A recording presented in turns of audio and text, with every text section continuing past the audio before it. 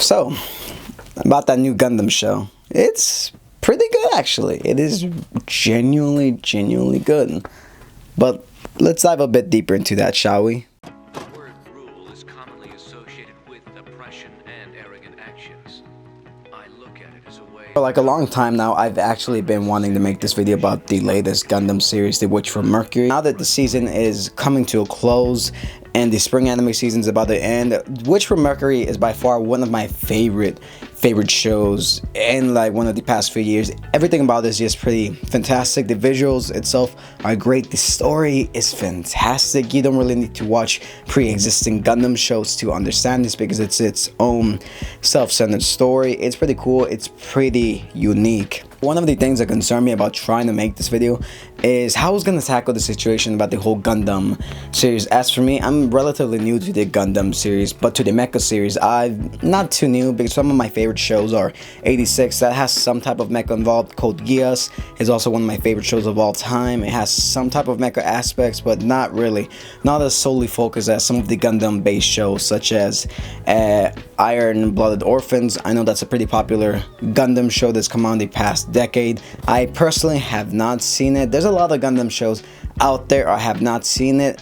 Another reason I kind of like was really hesitant to make this video for like the longest was how I was gonna actually tackle it, because I know the Gundam community, a friend of mine actually told me, depending how you word the video, some people might come after you because if you misspell some of the Gundams wrong, if you talk about continuity, yada yada, because people are kind of defensive with certain franchises, especially the Gundam series, because it's such a old series. It's been going on since I believe the 1970s, so it's almost like a 60-70-year-old franchise, which is honestly insane. It's as old as Warhammer, it's as old as Star Wars, it's as old as Dune.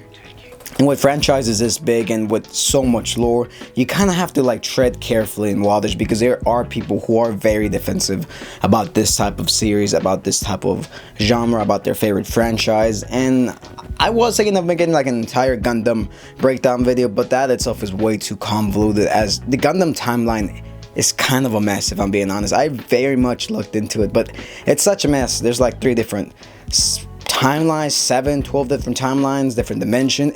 It's such a nightmare. It involves so many timelines, so many variations, and I'd rather not deal with that because multiverse is crazy. But we'll break it down into The Witch from Mercury, because that to me is like one of the best Gundam shows I have ever seen. I haven't seen any other ones, but I do like this one for a lot of reasons. Although one of the main reasons people might not actually like this is because it's a yaoi series, and if you're not familiar with the term yaoi, it's essentially gay or whatever. That's basically the term. Like yaoi is like male and male or female and female, but to me that's not really such a big deal, because in the show it's pretty much stated that the main girl is gonna be married to the other main girl, and to me that's not really an issue. It like, as long as something has like a good storyline, a good plot, I don't really care. Like, I genuinely don't care like if you're this or that. As long as it has a good centered storyline, that's perfectly fine with me, and it doesn't really affect the story too much. But I just wanted to get that out the way in case some people like kind of comment on it. That's why I'm not gonna watch it. Good for you if you don't want to watch it. I don't really care. I enjoy it for what it is. But The Witch from Mercury does something pretty fantastic that not a lot of other series do, in my opinion. At least for me personally, it catches your attention, yes, pretty instantly. From the very beginning of the episode, from the episode 1, we are told about the origins of Suletta Mercury. Kind of. I don't want to get too much into spoilers, but we are told from the perspective of Prospera Mercury, as Suletta's mother, what happened before the original events of the main story, where Suletta is a teenager. We know she's involved in this program designed to study and learn gun technology, Gundams essentially, and they were attacked by a different organization, and therefore their outposts, and Suletta's father was ultimately killed by said organization. And at the end of the episode, you see Prospera Mercury holding on to what you believe is Suletta, and you see this blue glowing stuff on there, and that's where the episode entirely ends. I believe that's called the Mercurian incident. I can't remember off the top of my head, but it is an incident that's gonna come heavily heavily into play later down the series. Yeah, essentially, we follow the story of Soleta going to this school, this private academy, where she's able to learn and be a student, to be what she always wanted to be. And she also even has a list, like towards one of the episodes she states that she wants to meet people. She has a list of to make friends, to do this typical school type of stuff. But the thing about this private academy is, if someone kind of offends you, you can challenge them to a duel to reestablish like your pride, to your dignity. And this happens quite often in the entire series, as you see Soleta battling out with several other of the students. But ultimately, whenever she goes into battle, something always happens. Either the school gets attacked, or someone goes really chaotic, or something like really terrible happens, or like there's an incident where like she straight up murders this one dude. She crushes him to death. It's honestly pretty shocking, pretty insane.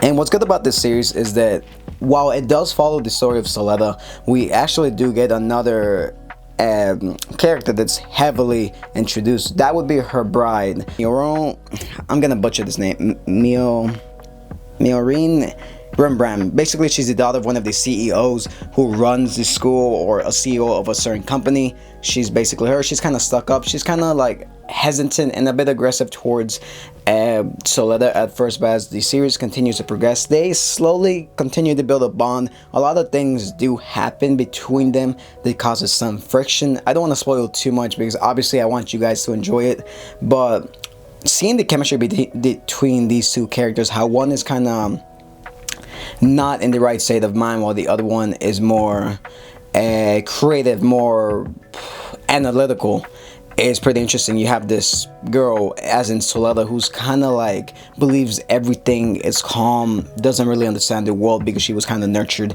in this closed environment, while on the other spectrum you have Miorine, or I'm just gonna call her M because I'm gonna butcher that name. You have M over here, who basically is not self-centered, but she views everyone with a certain, not petty, I would say, but like with a certain perspective. Like, she kind of looks down on others. She looks at them as kind of different because has to live up to her potential as the daughter of the CEO. She has never been treated kindly by her father. It's only till after a certain incident that she has to take up the role of CEO as president of this said company in order to like continue things moving forward. And I really do like some of the other interactions with some of the other characters, such as Nika Guel. Man, his character development is pretty fascinating. It's to do with the like pink hair.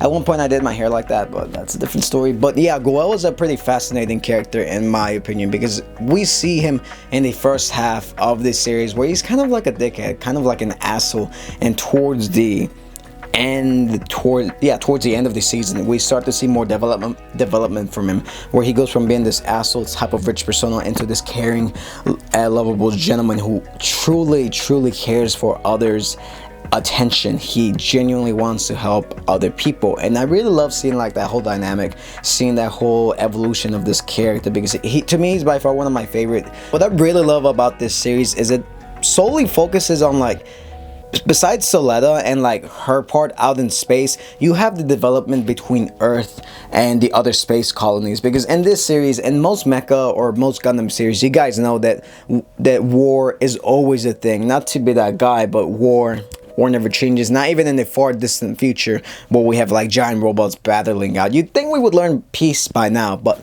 we really don't, because in this series Earth is basically a shithole. It's basically a post-apocalyptic type of setting. It's just a really bad place to live in, and you have a difference between the people who live on Earth and the people who live in space. The people who live in space are called the Spatians, and while the people who live on Earth, they're called the Earthlings. So there's a huge division between the Earthlings and the Spatians. They're usually often at conflict with one another. It's not till later in the season that you get full-blown conflict between Earth and the Spatians, and it's just chaotic, man. In this latest episode, you saw the devastation between, or the war between Earth and the Spatians goes. It is insane, man. Like, war crimes, there's no such thing because everyone's doing them, so it's technically not a crime. But it's really fascinating to see how Earth has evolved from such a peaceful and like epicenter of human prosperity into like this pitiful disgrace, how far it has fallen, while the other colonies in space have like kind of thrived. So you can kind of see the resentment between the people of Earth, why they look up to the stars and resent those people, the Spatians, why they really do not like them. But yeah, the Witch from Mercury, I think it's one of the more fascinating Gundam series, as while it doesn't solely focus on the Gundams itself, it focuses on the larger world. I do find it pretty interesting, as you have tad bits of Gundam. It doesn't really focus too much on Gundam actually, which is what I genuinely like about this series, and it's kind of easy to understand. Sure, you have this whole subplot with who Ariel is, like the actual definition, the actual revelation of Ariel, but I don't really want to get into that, as that's kind of a big spoiler that is currently happening. You have the Quiet Zero, you have the Data Storm, all that kind of stuff. I don't really want to spoil too much regarding what that is. I want to let you guys watch it. But to me, Gundam The Witch from Mercury is probably one of the best like Gundam series I have personally watched. It's my first true Gundam series I have ever watched. It's one of my favorite mechas currently. Yeah, the animation, the music, everything about this is amazing. It's really phenomenal. The one thing that kind of disappoints me though is that not a whole lot of people give this show a chance, whether it's for the fact that it's a mecha anime, that's a yaoi anime, or that's basically it's giant robots fighting each other. They don't really understand the complexities and like the thought process of what goes behind this series, because it's amazing. It's a phenomenal series. Even if you're not a fan of like the whole military type of stuff, definitely go give this show a watch, because it's pretty fascinating. It is a very interesting. You're seeing the evolution of what happens when mankind in the distant future, when we evolve to a certain point, that war is in our very core. But yeah, that's basically The Witch from Mercury. Yes, my thoughts on it, and it's a pretty good series, so definitely go watch it. But let me know what you guys think. Do you like this series? Do you hate it? Let me know.